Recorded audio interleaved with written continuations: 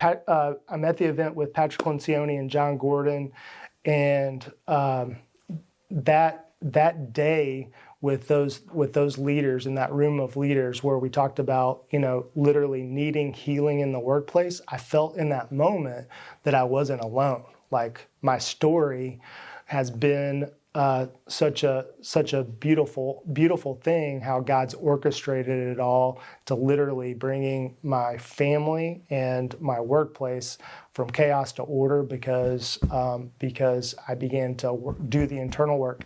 And guess what? I'm not done. Like, I'm never done. I continue to do my internal work.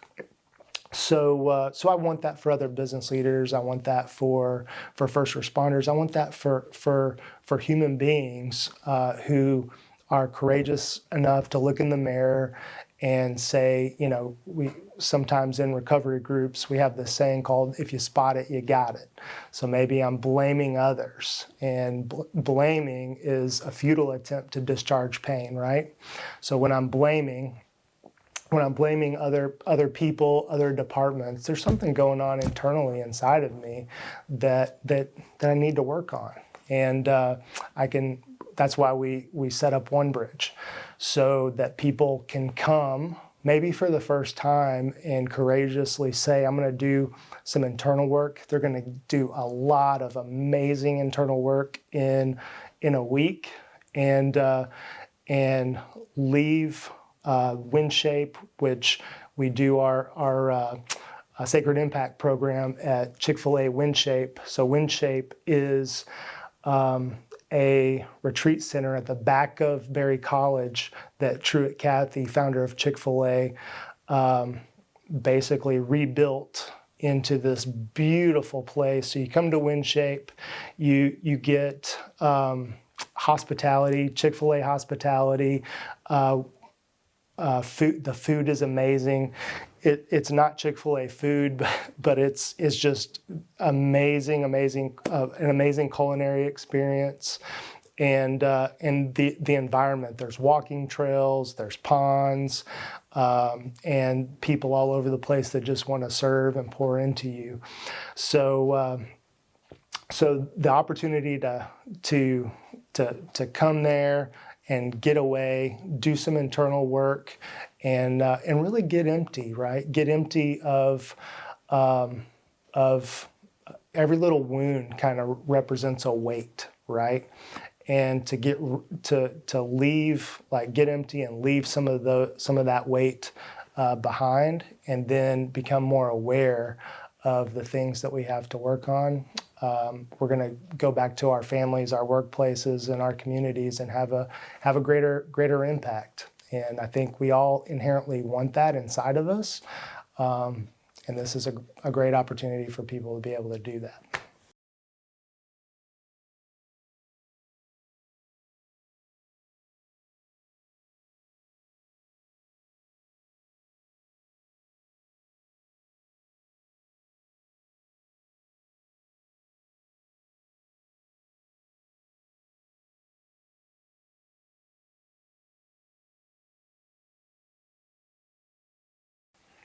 So one of the most impactful things that I've done, certainly this January, probably in my life, is to begin writing legacy letters to my children.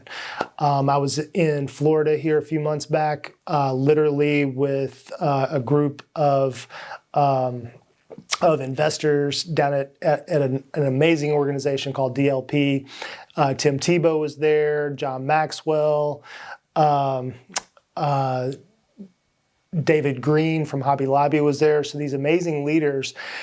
But there was this one guy named Blake Brewer who literally made the weekend for Carol and I. And he had come in and shared a story about losing his dad, and that his dad had left him this letter. And so he's now made a commitment to have 1 million people write legacy letters to a loved one. Could be to your child, could be to your spouse, your parents, someone that you love. And so we did that while we were there. And I came home and I tweaked it. here in January, and my son was home from school. And before he went back to school, I gave him the letter. And what did the letter say? It said a lot. It was about 3 pages, but it told him how proud I am of him, and it told it. I talked about who I saw him becoming, and and I apologize for some things. If you're a human being and you have children, we've probably wounded our children in some way. So I took the opportunity to apologize for things that I knew about that I needed to apologize for. And sometimes there's things that as parents we don't know about, and just to put that out there, and also just let them know that I'm open-handed to talk further and go deeper. And so what else? I told them that, just shared some stories, some things that have been impactful in my life. One of those things, probably the most impactful thing in my life that I wish I'd done when I was his age, is do my story work like we do at One Bridge. So I talked about that. I talked about identity, and that our true identity comes from the people of God, the Word of God, and the Spirit of God, and that all other identities that come from maybe, social media, or the American empire, or, whatever it is, our culture, those are usually typically false. And so talked about identity, talked about the hopes for our relationship, and that I wanted to be fully known by him, and for him to feel like he wants to be fully known by me without the fear of rejection. And so just really setting the table. As a parent, we continue to parent, and just want to send a shout out to Blake Brewer and what he's doing with Legacy Letter. We're going to invite him in to the One Impact team, and we're actually going to have the whole community here in Charlotte, Rock Hill, South Carolina, which is a suburb of Charlotte. One of the ways we're going to impact our community is by inviting other businesses in to sit in a room with Blake, have him share our story, and lead us through writing more of these legacy letters to the people that we love. So thank you, Blake. Thanks for coming, and thank you for impacting my life down at DLP, and can't wait to have an impact in the workplace and in communities and these families in April when you come.